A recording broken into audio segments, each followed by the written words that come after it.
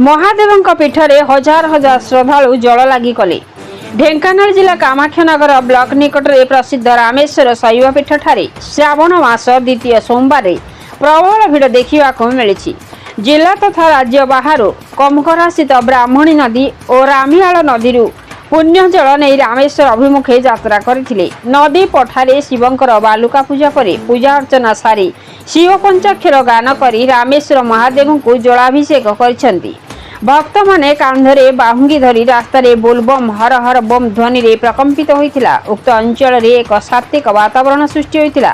श्रद्धालु को उत्साहित करने पाई डाकबाजी जंत्र द्वारा बोलबम गीत गाई उत्साहित करथिबा देखिबाकू मिलिछि। मंदिर कमिटी उपस्थित रही ब्यारिकेड कराई श्रद्धालु को जल लगी कराइबारे साहाय्य और समस्त सुरक्षा व्यापक व्यवस्था करथिले।